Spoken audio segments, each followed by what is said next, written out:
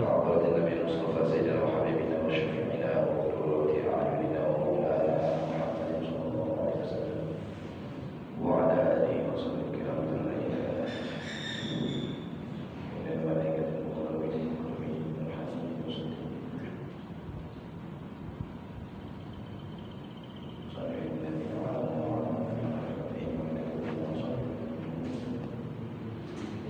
ومن سيدتنا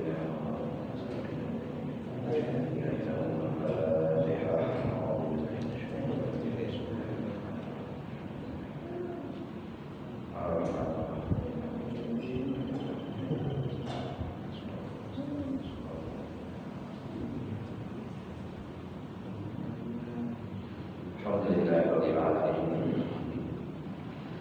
Wassalatu wassalamu ala habibina aliyyil azim sayyidina Muhammadin al-hadi as-siratal mustaqim wa ala rabbi shrah li sadri wa yassir li amri wahlul 'uqdatam min lisani yafqahu qawli wa la hawla wa la quwwata illa billahil 'aliyyil 'azim. Yang saya hormati para asatidz, kiai, sepuhan, tokoh masyarakat Masjid Jami Al-Barokah yang dimuliakan oleh Allah Subhanahu wa Ta'ala. Yang juga saya hormati dan memuliakan para bapak-bapak jamaah rutinan malam Selasa yang hadir pada kesempatan ini, mudah-mudahan dicatat amal ibadah oleh Allah Subhanahu wa Ta'ala dan menjadikan amal baik jadi sunnah kita disebut syahadat kembali. Amalan pertama di hari pertama, malam kedua kita dituliskan pahalanya oleh Allah Subhanahu wa Ta'ala, yaitu mengaji. Mudah-mudahan pahalanya bisa berkah dan memberkati keluarga kita, anak kita.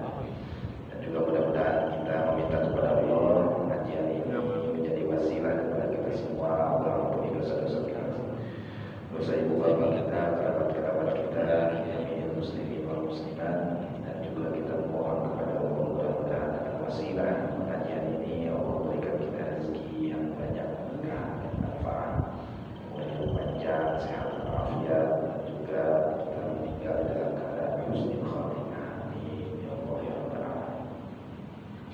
Kita sudah sampai kepada hadis 295 sekarang. Sebelum kita membahas, insyaallah kita akan sekali lagi pengajian. Ya, kemarinnya mau sekarang tutup, tapi katanya masih panjang, dan 2 minggu lagi, ya, dua malam Selasa lagi. Ya, jadi nanti malam Selasa depan kita penutupan sekaligus kita bertawasul, mudah-mudahan kita mendapatkan pahala dari Allah Subhanahu wa Ta'ala dan bisa menjalankan ibadah Ramadan dengan baik dan juga dengan semangat dan juga ihtisaban lillah. Dan saya usul bagaimana kalau pengajian ini dipindah harikan gitu. Kira-kiranya ada nggak waktu yang tepat untuk malam ini pengajian? Ya. Karena malam Selasa saya biasanya suka ikut pengajian dengan guru saya, karena kalau ditinggalkan Pak, saya juga butuh ilmu gitu ya. Jadi kalau bisa pengajiannya kita pindah harikan. Saya malam Selasa, Senin free. Selain malam Selasa dan malam Jumat dan malam Minggu saya tidak kemana-mana. Alhamdulillah. Kalau malam Jumat biasanya baru pulang. Malam Minggu itu banyak acara. Malam Minggu ya. Jadi kalau malam Selasa pun sebenarnya saya ada acara pada Isya. Jadi mohon keikhlasannya bapak-bapak sekalian untuk bisa dipindahkan harinya. Ya. Karena mepet, kalau saya dari ini setelah Isya berangkat ketinggalan, gitu ya. Jadi mudah-mudahan banyak. Nanti saya kasih tahu bagaimana malam Selasa atau setelah ini ada yang mau ikut sama saya, ayo bapak, misalkan mau ikut si Mang, si A mau ikut sekarang nih, si Isya, silakan. Nanti kenalkan sama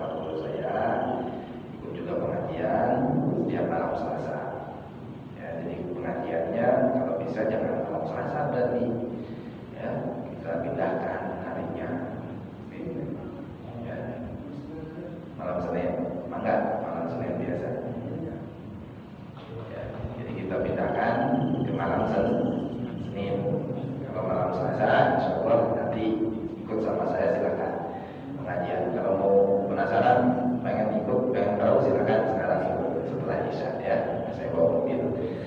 Maka orang teraskan jalurang halaman di 36 di hadis 295. Bismillahirrahmanirrahim. Inna Allah qala Rasulullah sallallahu alaihi wasallam. Sesungguhnya Allah Subhanahu wa taala la yumli lil-zalimi, itu akan mendikte orang yang zalim hatta idza akhadahu, sehingga ketika Allah menyiksanya, lam yuqlidhu, itu tidak akan membuat dia menengok daripada perbuatannya, melihat kembali ke belakang apa yang telah dia perbuat. Bismillahirrahmanirrahim. Zalim itu ada beberapa kriteria di dalam Al-Quran yang maknanya banyak. Jadi kata yang musyarak bisa diartikan secara bahasa, setiap kumpul dha, lam dan mim itu mengindikasikan kegelapan. Menurut arti bahasa harfiahnya seperti itu. Maka kebodohan itu masuk dalam kategori zulm, dan juga segala perbuatan yang itu jauh daripada aturan daripada Allah itu juga masuk kepada kategori zalim. Makanya secara syarah arti zalim itu menempatkan sesuatu bukan kepada tempatnya karena faktor dia tidak tahu, karena faktor dia sengaja ingin melanggar peraturan yang sudah ada, ataupun karena faktor memang dia punya rasa ingin melaksanakan kejahatan. Maka arti zalim di dalam Al-Quran bermacam-macam. Di antaranya zalim itu ada yang disebut zalim terhadap manusia, zalim kepada Allah, zalim kepada makhluk selain manusia, yaitu kepada alam semesta, ya, dan juga zalim kepada dirinya sendiri. Zalim kepada dirinya sendiri berarti dia tidak melaksanakan aturan-aturan yang Allah berikan kepada dia. Zalim kepada Allah hartosna berarti dia musyrik, menyembah kepada selain Allah. Zalim kepada sesama manusia berarti dia melaksanakan kriminal ataupun perihal-perihal yang mengganggu sesama manusia. Zalim ke alam, nyata orang berarti ngarusak alam, gitu ya. Itu kesimpulannya menurut para ahli seperti itu. Di dalam hadis ini Allah akan mendikte orang yang zalim. Setiap orang yang telah melaksanakan kezaliman pasti itu akan ada balasannya dari Allah. Hatta idza akhadahu, sehingga Allah ketika Allah menyiksanya, lam yuqlidhu, dia tidak merasakan kalau itu adalah siksaan dari Allah. Nah, ini adalah luar biasa. Ya, jadi terkadang kita lupa apa yang telah kita perbuat dahulu. Ini caranya Allah bagaimana menyadarkan seseorang yang pernah berbuat zalim. Jadi kalau kita pernah punya penyakit ataupun kita pernah misalkan kesialan dan lain sebagainya, jangan menyalahkan siapa-siapa, salahkan diri kita sendiri. Apa yang telah kita perbuat? Apakah kita sudah menzalimi diri sendiri, tinggalkan sholat misalnya, ataupun tinggalkan peraturan yang Allah berikan kepada kita, atau pernah melukai hati seseorang dengan perkataan kita? Nah, ini yang perlu kita sadarkan diri kita sendiri. Ya, ketika kita diberikan ujian oleh Allah, itu hakikatnya adalah teguran dari Allah kepada orang-orang yang zalim. Ya, secara umum seperti itu. Tapi ketika dikhususkan, artinya berarti ketika orang melaksanakan kezaliman, sebenarnya kenapa kok nggak Allah langsung siksa pada hari itu? Allah bisa menyiksa orang-orang kafir yang tidak beriman, langsung Allah siksa. Tidak seperti itu, ya. Tapi Allah itu sangat sayang kepada hambanya, maka ketika Allah sayang kepada hambanya, maka ketika itu Allah akan berikan tempo kepada dia untuk supaya kembali kepada Allah. Diberikan temponya itulah nanti akan ada ujian-ujian dari Allah karena keluarnya kepada Allah. Gitu. Ya. Itu berarti tandanya Allah sayang kepada kita. Kalau kita mendapatkan misalkan ujian dan cobaan, karena kita ini pernah menzalimi diri kita sendiri ataupun orang lain ataupun kita kepada Allah. Ini luar biasa hadisnya. Rawahul Bukhari, diriwayatkan oleh Imam Al-Bukhari. Hadis yang nomor kedua, Inna Allah Ta'ala yaqul, sesungguhnya Allah Ta'ala berfirman, ya bani Adam, hei anak Adam, maridtu falam ta'udni, aku sakit tapi kau tidak menjengukku. Qala maka berkatalah ibnu Adam, ya Rabb, hai Tuhanku, wahai Tuhanku, kaifa a'uduka wa anta rabbul alamin, bagaimana ya caranya saya menjengukmu sedangkan kau adalah Tuhan alam semesta. Qala ama alimta, maka Allah pun berfirman, apakah kamu tidak tahu anna abdi fulanan, hamba si fulan marido, dia sakit, falam ta'udu, tapi kamu tidak menjenguknya. Ama alimta anna kalau tahukah anda kalau anda ini menjenguknya, lawajadani indahu, kau pasti akan menemukanku bersamanya. Ya bani Adam, hei anak Adam, istam'amtuka, engkau meminta makan, aku meminta makan kepadamu, falam tut'imni, tapi engkau tidak memberikan aku makan. Qala maka si ibnu Adam berkata, ya Rabb, wahai Tuhanku, kaifa tut'imuka wa anta rabbul alamin, bagaimana caranya saya memberikanmu makan sedangkan kau adalah Tuhan alam semesta. Qala ama alimta, Allah menjawab, apakah engkau tidak tahu annahu istaf'amaka abdi fulan, sungguh telah meminta makan kepadamu hambaku si fulan, falam tut'imhu, tapi kamu tidak memberinya makan.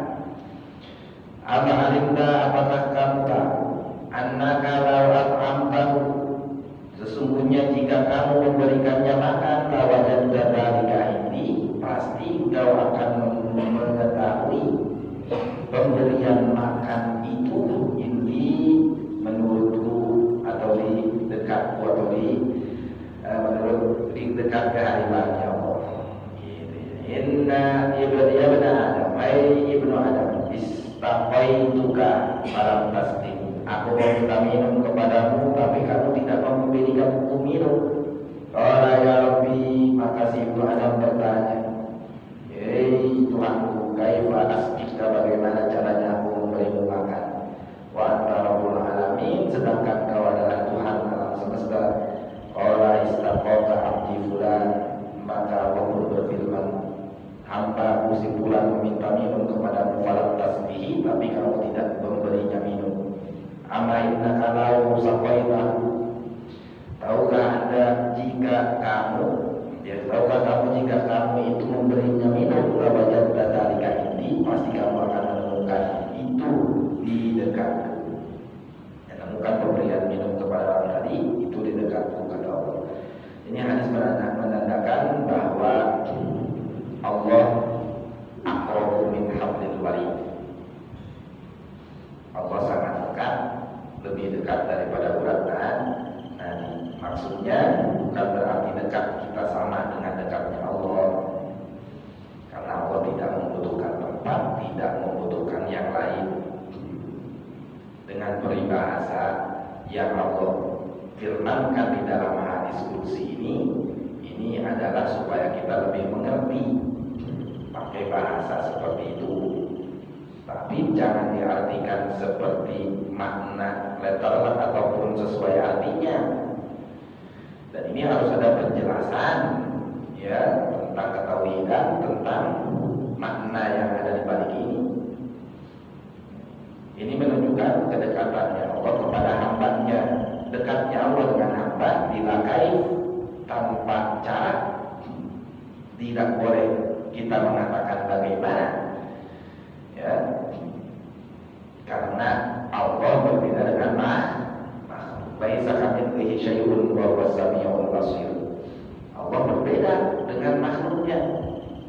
Oleh karenanya mengartikan, ya, hadis yang seperti ini modelnya, ini kalau yang artinya, ya, belum pernah belajar tauhid, ya, Imam Al-Asy'ari dan juga Imam Al-Maturidi, ini bahaya.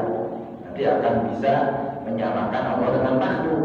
Hadisnya luar biasa ini, ya, menunjukkan bahwa kita itu harus sudah benar-benar kenal kepada Allah.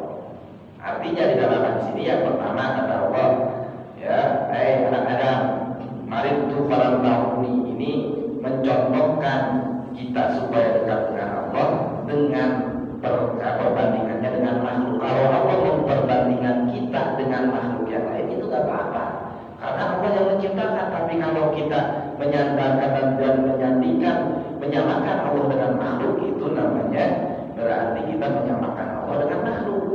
Itu mujassimah. Ya, jangan sekali-kali kita menggambarkan apa yang diucapkan dalam firman Allah ini, gitu. Karena maksud Allah seperti itu bukan berarti Allah ingin supaya dijasutkan sama kita, dijasadkan sama seperti makhluk. Tidak, seperti perkataan-perkataan firman Allah di dalam Al-Quran, yadullahi fawqa aydihi, misalkan, jangan diartikan tangan Allah. Itu menurut para ulama salaf, ya, dan itu akan lebih menyelamatkan kita, gitu.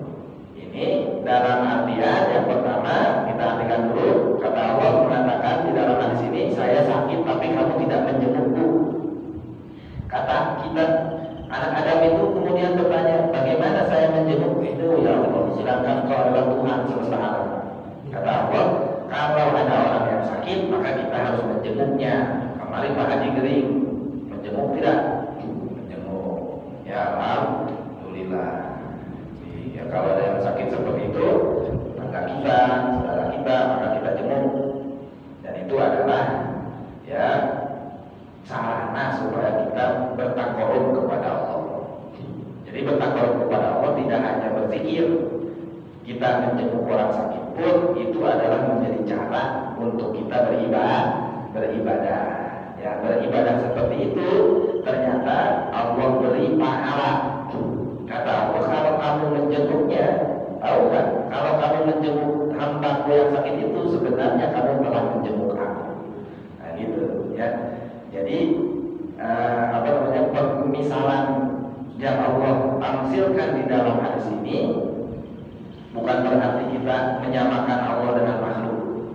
Nah, untuk billahi min dzalik, tapi Allah akan suka kepada orang yang menjenguk orang sakit. Gitu.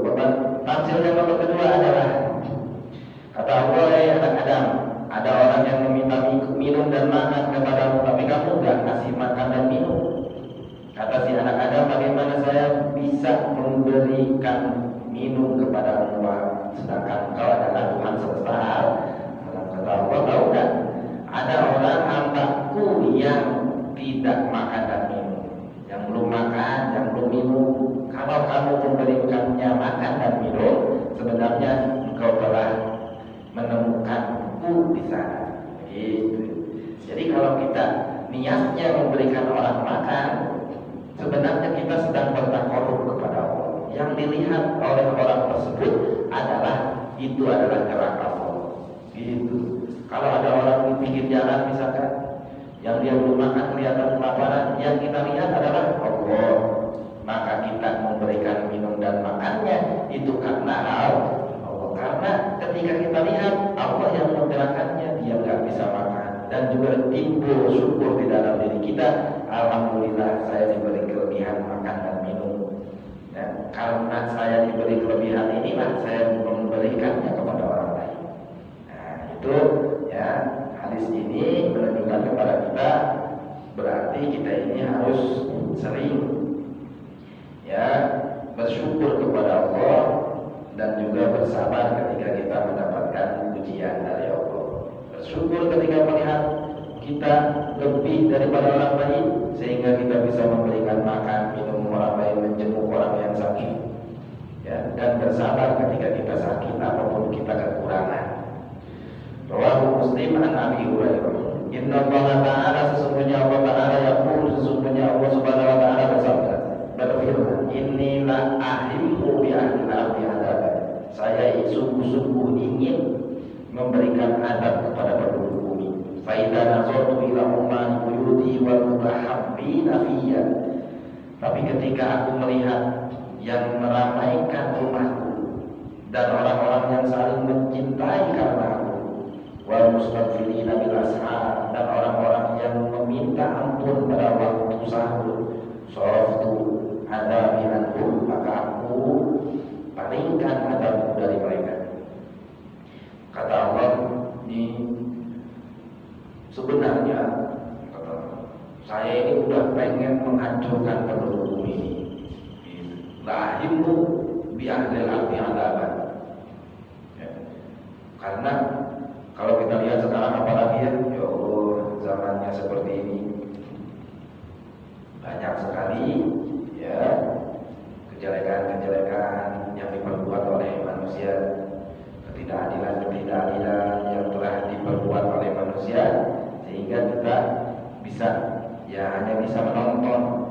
Kalau memberikan ya dengan daya dan upaya, kadang-kadang kita yang jadi kena sendiri. Orang yang bermaksiat, kita omongin maksiat atau kita ingin supaya maksiatnya berhenti, malah kita yang jadi kena.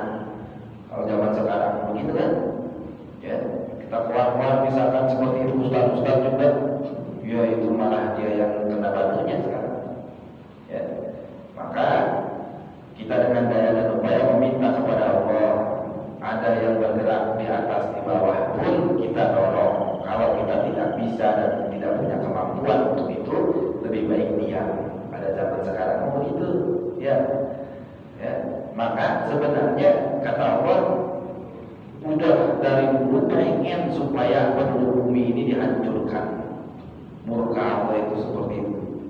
Tapi karena faidah nazartu umar buyuti, tapi karena ada orang yang masih ke masjid, wal mutahabbina fiyya, dan ada orang yang saling mencintai satu sama lain, tapi karena Allah, bukan ya ini antara laki-laki dan perempuan, enggak, itu bukan mutahabbina fiyya. Ada sih laki-laki dan perempuan misalkan, tapi jangan dijadikan dalil pacaran. Mutahabbina fiyya itu bulan pulang sekali cinta anak karena Allah tuh gitu. Nah, bisa ya, bukan begitu maksudnya.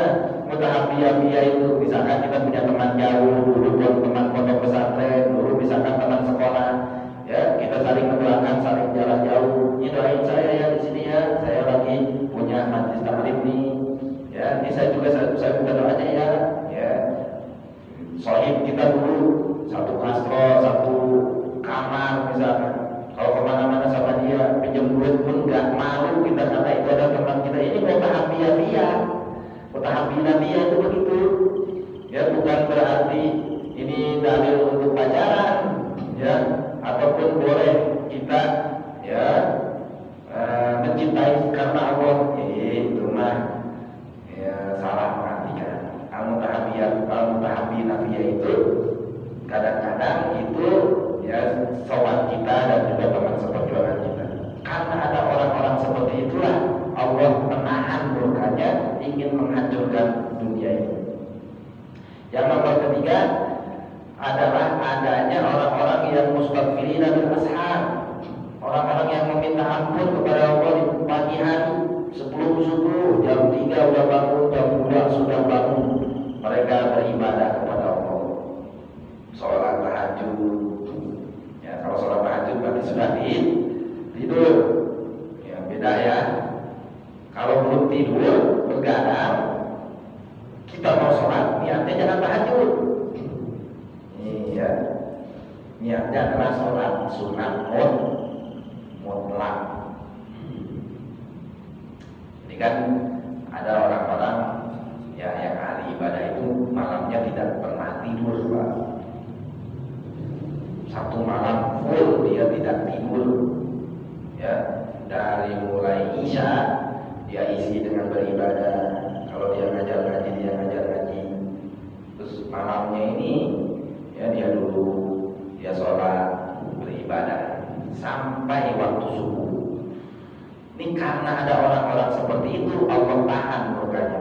Yang tadinya Allah akan berikan kepada penduduk bumi, tapi karena ada orang di satu kampung tersebut, ada orang yang mustaghfirin bil ashar, maka yang tadinya satu kampung itu akan kena balai dari Allah. Allah akan cabut balainya, pindahkan kepada kampung yang lain. Ini kenapa ya? Ini musibah sampai begini, misalkan ada puting beliung, ya, oh itu kan kejadian alam. Iya, kejadian alam. Hakikat namanya tapi Allah menggerakkan puting beliung teh, ya. Oh sudah ini ada angin ada angin bagong ataupun ada hujan lebat sampai banjir. Iya, itu sebenarnya kejadian alam, tapi hakikatnya itu dari Allah. Karena mungkin ada sedikit orang-orang yang mustaghfirin bil ashar. Mungkin karena tidak ada orang sama sekali di situ di kampung tersebut yang meminta ampun kepada Allah, sehingga Allah berikan mereka ujian yang begitu besar. Ada yang mustaghfirin juga Allah kalau misalkan tidak ikhlas, Allah tetap turunkan. Gitu ya. Jadi mustaghfirin bil ashar bukan satu-satunya. Bukan satu-satunya alasan kalau itu akan disorofan, akan dialihkan adab Allah. Tapi terkadang juga Allah berikan adab walaupun di situ ada orang-orang yang beribadah, supaya yang beribadah jadi tambah giat ibadahnya, yang tidak beribadah jadi tambah khusyuk, jadi tambah kembali dan berbalik kepada Allah. Orang yang beribadah akan jadi pukulan bagi dia. Ya. Mungkin karena saya tidak amat ma'ruf nahi munkar, ya ibadah tapi di kamar seorang ngaji tanah, geul-geul batu tanah salah, oke gitu. Nanti, ya tukang ibadah penting mbak, ya ada kebetulan batu sare-sare, tapi tanah ngaji, tanah magahan batur, tanah magahan, ya tidak pernah memberikan taklim kepada masyarakat, itu pun salah. Jadi mustaghfirin bil ashar tidak hanya satu alasan Allah untuk menghilangkan adab dari Allah. Terkadang Allah pun tetap memberikan adab lain kepada orang-orang yang di satu kampung tersebut, ya banyak yang lupa kepada Allah. Wa baihaqi anas. Inna Allah ta'ala yunzilul ma'una ta'ala qadril ma'una. Wa yunzilu sabra ala qadril bala. Sesungguhnya Allah Ta'ala yunzilu itu menurunkan al-ma'unah, ya, ma'unahnya, pertolongannya ala qadril ma'unah, ya, sesuai dengan ukuran kebutuhan dia. Wa yunzilu sabra, dan Allah akan menurunkan kesabaran kepada hambanya ala qadril bala, sesuai ukuran balai yang diterima. Artinya yang pertama, Allah akan menurunkan pertolongan kepada hambanya itu kalau si hamba tersebut butuh kepada Allah. Kalau nggak butuh, Allah nggak bakal kasih. Ya. Contoh, misalkan kita kebutuhan berapa tiap hari, untuk keluarga kita ataupun untuk diri kita, misalkan hidup, Allah akan berikan kebutuhan kita tiap hari tersebut bagaimana kita mintanya kepada Allah. Yang dibutuhkan sama kita, Allah akan beri. Kalau kita menganggapnya itu bukan kebutuhan, Allah akan tahan. Jadi kalau misalkan butuh, minta ke Allah, sing butuh-butuhnya. Ya ulah cicing, ajukan proposal. Ya, di antaranya adalah, ketika tadi malam kita membaca surat Yasin 3 kali. Yang pertama rezeki kita, umur kita, kemudian juga takdir kita supaya ditentukan baik. Dan dari situ sebenarnya bahkan kita bertafakur kepada ayat, ya setiap malam Rajab ataupun malam Sya'ban itu pernah ditulis di dalam kertas, inna hadza la rizquna min nafat, ya gitu. Syaban pasti terlalu kita sampai tahu seperti itu kepada ayat coba. Orang-orang kita itu beriman kepada Allah sampai sedemikian rupa, itu sebenarnya hakikatnya iman kepada Allah. Ya, melaksanakan seperti itu bukan hal perbedaan ketika sudah dicontohkan sama para ulama-ulama kita. Pasti mereka mencontoh juga para guru-gurunya, dan itu pasti daripada sahabat. Ya, nah para bapak-bapak sekalian, kalau misalkan ketika malam nisfu Sya'ban, nah sebenarnya itu ditulis takdir kita. Ketika malam itulah sebenarnya kita meminta kepada Allah, ya Allah berikanlah umur kita supaya dipanjangkan dan diberkahkan di dalam sisa umur ini. Berikan rezeki yang banyak, halal berkah. Ya, ketika malam tersebut kita meminta 1 tahun, nggak cukup juga datang Ramadan, pinta lagi itu. Seperti kita bikin proposal lah, ya. Ya, kalau misalkan ada proyek nih, kita nggak langsung bikin depan. Ya, setelah misalkan sudah masuk, kita tanya yang membawanya itu surat sampai mana, ya, atau proposal saya sudah sampai mana, gitu. Biasa nama nanti ada yang namanya disposisi, ya, disposisi. Oh, ini baru sampai sini, belum sampai ke presiden misalkan. Ya, kalau misalkan dari dirjen mah, kalau misalkan kita ngajuinnya ke Kemenak kota, nanti baru ke Jawa Barat, baru ke pusat, begitu. Ulah gitu doa teh. Ayeuna ganti ieu buku doanya malam di pusat. Ya ulah ngumpul pusat. Gitu deh, ngomong mesti ganti ieu. Ya kita minta doa begitu, ya enggak sampai di situ. Ramadan kita hadapi nanti, kita kencengkeun permintaan ulah ke pusat. Tambah jadi betana apapun geus tanggal 10 terakhir bulan Ramadan. Ditulis, kalau saya suruh guru dulu, Bapak Kiai Haji Guru almarhum, kamu minta apa? Sekarang tulis. Setelah ya ini anak kecil makmunah, begitu. Ya, kalau kita butuh, misalkan belum punya rumah, minta dari sekarang. Belum punya rumah, ya Allah, saya belum punya rumah. Ya, masih misalkan pilot ini nyekolot nempel di makot. Ya, seperti itu harus kita minta karena itu menjadi kebutuhan kita. Wa yunzilu sabra ala qadri barai, dan juga Allah menurunkan kesabaran itu atas dasar ukuran daripada balai yang diterima. Allah akan menurunkan balai itu berarti dengan ukuran sabar kita. Ya, kalau kita misalkan kesabarannya bisa lebih tinggi lagi, maka Allah akan berikan ujiannya yang lebih tinggi lagi. Tapi orang-orang yang mendapatkan balai yang paling banyak adalah al-anbiya, yaitu para nabi dan para rasul. Tsummal amsal fal amsal. Kemudian umpama seperti para nabi dan juga para rasul. Ya, makanya kalau kita misalkan orang-orang yang memegang teguh agama kita, ya, jadi tukang ngaji, dakwah misalkan, kalau diuji sedikit misalkan gara-gara belum punya rumah sama mertua disinggung-singgung, ya wajar namanya juga. Itu barai. Ya, misalkan kadang-kadang anak sakit gak punya uang untuk misalkan anak, wajar, itu mah belum seberapa. Para nabi mah sampai diusir dari rumahnya, dari kampungnya sendiri.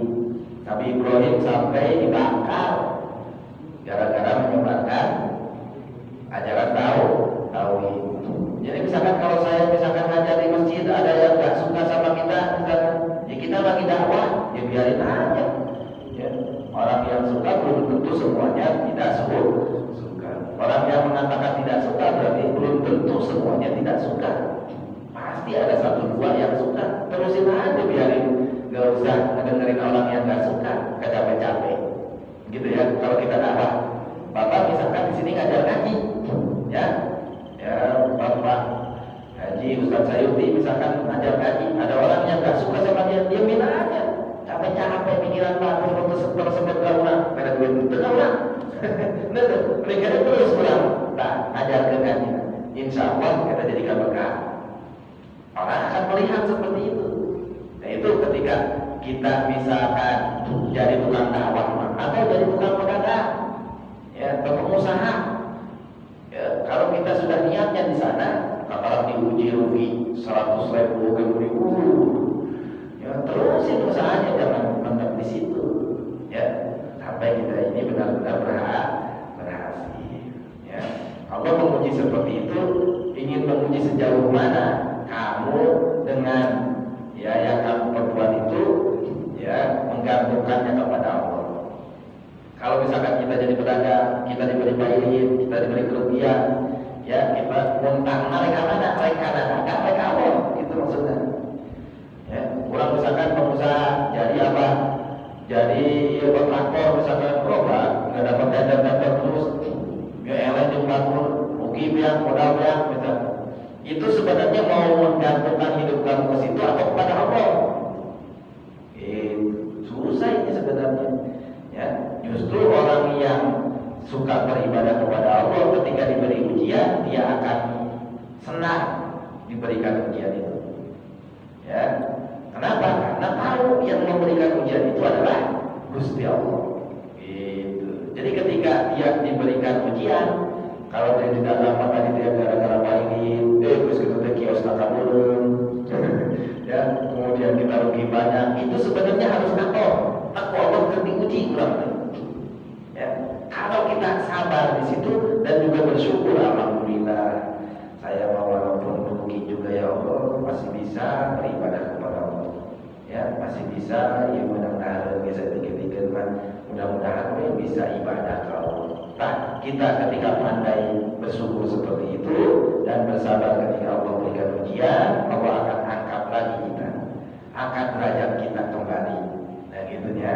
Maka wa ma'ahabbal bala'a illa man arafal mubli, kata Syekh Abdul Qadir Jailani. Ya. Tidak ada seseorang yang mencintai balai tersebut yang Allah turunkan kepadanya kecuali dia sudah mengetahui orang yang zat yang memberikan ujian tersebut. Itu. Kalau orang yang sudah mengetahui Allah yang memberi ujian itu, ya berarti dia sudah sangat mencintai Allah dan menggantungkan hidupnya semuanya kepada Allah. Bagi orang yang diberikan ujian tersebut, maka ujian itu akan dilihat di mana letak kesabarannya. Ya, kalau kesabarannya misalkan 20%, maka ujiannya akan diberikan 20%.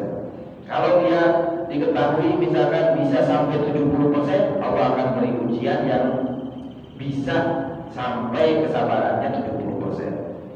Misalkan teman kita satu rekan kerja sama kita, dia mah enak, ya nggak seperti kita misalkan. Ketika corona ini dia nggak sampai di PHK, tapi cuma dikurangi gaji. Tapi kita malah di PHK, yang padahal kerjanya sama, nggak seperti dia mah kadang-kadang lebih jelek daripada kita misalkan. Nah seperti itu ujian kan. Nah ujian itu Allah berikan kepada orang tersebut, ya sama, bukan kerjanya seperti kita, tapi levelnya berbeda. Nah si penting dia ada lagi teman saja udah mau di PHK, ya kemudian istrinya ninggalin dia, anaknya ngeri. Nah kita dulu berarti Allah menurunkan ujian kepada si teman kita yang satu lagi itu lebih banyak daripada kita, dan Allah mengetahui kesabaran yang bisa dia lakukan itu melebihi kesabaran dari kita. Ketika kita melihat orang lain diberikan ujian yang lebih banyak daripada kita, sebenarnya kita harus nangis.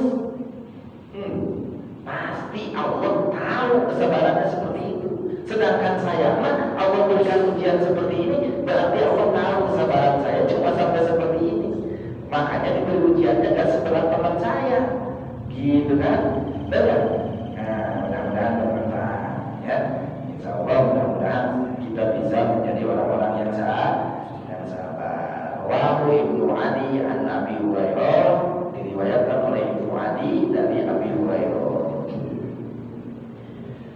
Maka nanti setelah haji, kalau ada yang mau ikut, gaji cancan, misalkan mau ikut yang kali yang terang, si Mas siapa namanya? Tapi yang masih muda luar biasa ya, udah haji.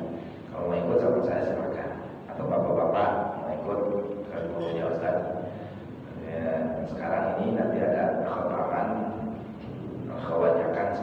malam Selasa rutinan. Itu sebenarnya sudah bertoriko, tapi kalau mau ikut ngalap berkah boleh, insya Allah. Kalau setiap malam minggu pertama itu ada manakib